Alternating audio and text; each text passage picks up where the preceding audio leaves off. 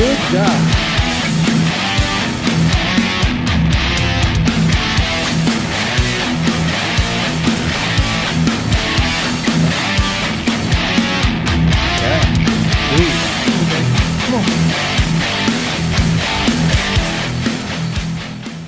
What is going on, guys? Welcome to another episode of Bubbleville Bassin, and today we're going to show you our process and our ways of switching out our Minn Kota trolling motor. We got a Minn Kota Edge trolling motor on this boat right now. She is a 45-pound thrust, 12 volt, and we got good old Shinbone. Yeah, all up in here. Yeah, he's all up in here. He's going to be helping me. We're about to put the boat on steroids. Yeah, she's going to be on steroids, but we're going to show you how to get our trolling motor mounted, the new one. Yeah. And I'm not going to tell you what it is because that's going to be a secret. You're going to have to watch the end of this video to see it. And then tomorrow should be put on action, or maybe later on the day. We might even catch a couple bass. So don't want to get our hopes up, but you know, we'll bring you along with the ride. So stay tuned, guys. All right, guys. So when you first start working with electronics, you want to go ahead and disconnect all batteries. So definitely want to disconnect all batteries. Yep, that should be half inch. Yeah, that was.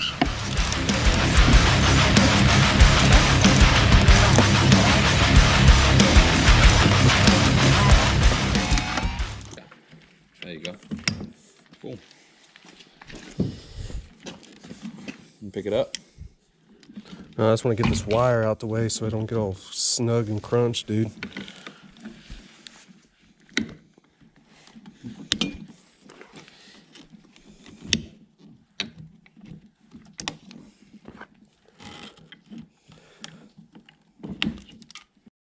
Alright guys, so we got the transducer taken off the shaft of the trolling motor so we can install it on the new one when we get there.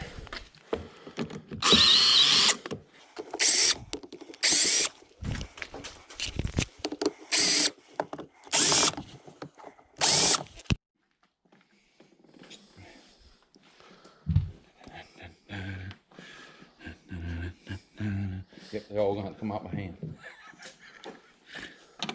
That sucks.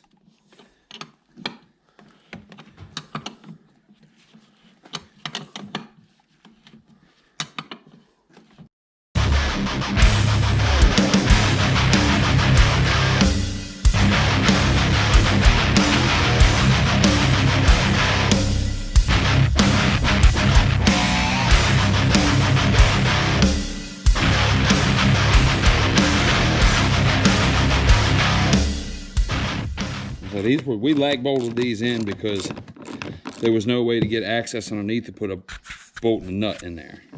So we lag bolted them down through there's a big aluminum clip on the front of this boat that comes out to about like right here. And we lag bolted them right through that aluminum clip. But I guarantee you, you'd have to hook a truck to the front of this thing to rip this clip off the front of this boat. No, it comes off.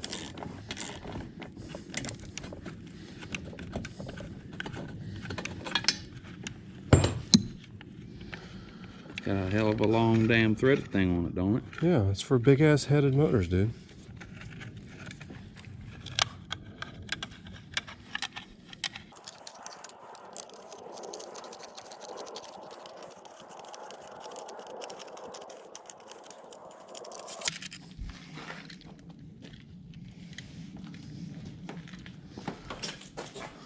All right, now we can take old Betsy off here.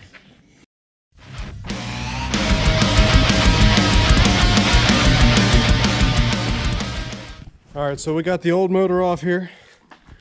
Got everything taken down here. There's a couple things we can't lose right here. We got this motor down here and everything's cleaned off. Now we're gonna go get the beast.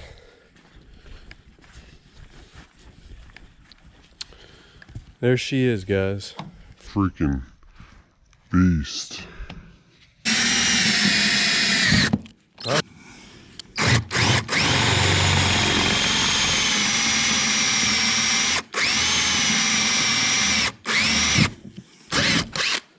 They're going to pull down where they're going to be, and that's going to be it. You know?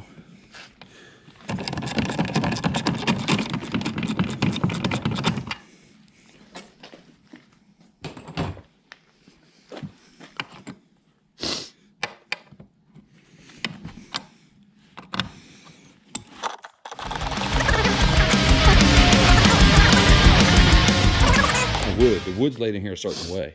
The wood's laid this way. So we ain't gonna split no grain. And then we got wood, we got one, remember it's like this, it's a triangle like this, and then we got a wood beam going down through the middle. And then we got a wide one right here. Right, I'm saying, didn't we use 2x6 and then put plywood on top of it, yes, and then the metal? Yes. Okay. It'll be all right. That metal clip only comes down to right here.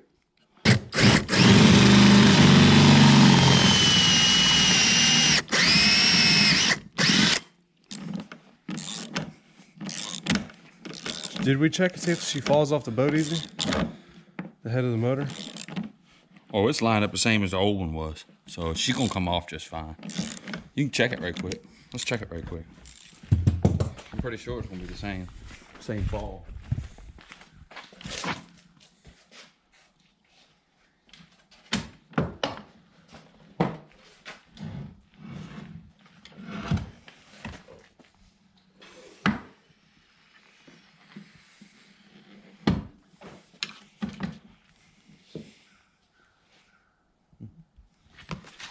You're just fine. Hell yeah.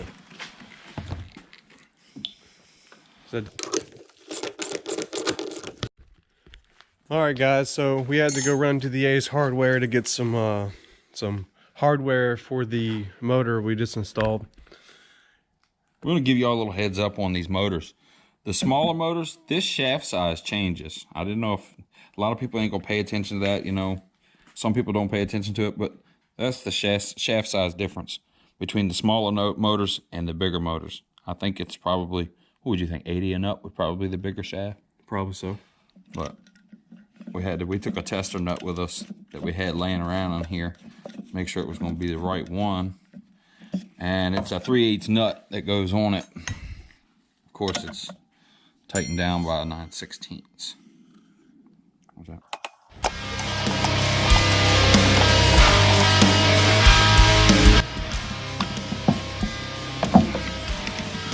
Sure y'all got this thing snug though. Yeah, you don't want your wheel flying off, Jack. No, I don't want the pin jumping in the casing either. Thing's nice and snug. And what we did is we actually took a big nail and we cut it down with a hacksaw to make our pin that goes in, that sets inside this wheel here, you know, the prop. Where you got the pin size is different too, it's bigger. Yeah, the pin size actually is bigger than anything below an 80, so you got to make sure you have that. I mean, we'd have to run over to Bass Pro Shop, which is about an hour from now, like from where we're at, and yeah, so you'd probably spend about $15 to $20 on a pin, so.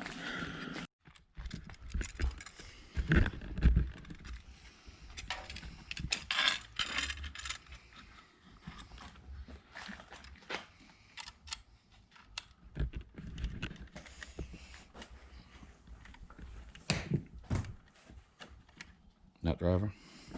Getting my transducer installed back on this thing.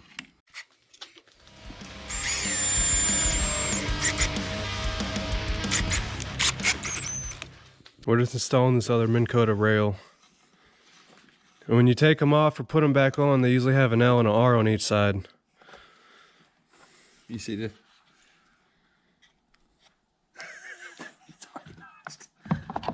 That's good. Is the hole lined up? Mm-hmm. Cool.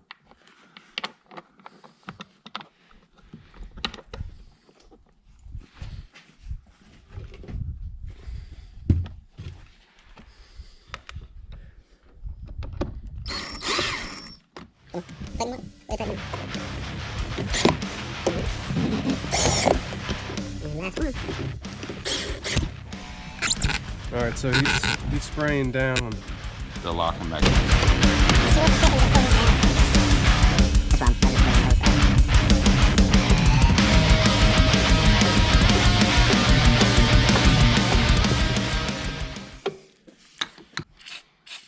This isn't really the proper stuff to be using. It's PB Blaster, but it's just something to get it lubed up for right now. When we come back and start spraying our other accessories. She's ready to roll. We're about to take her out. See if we can't catch a couple bass while running this big boy.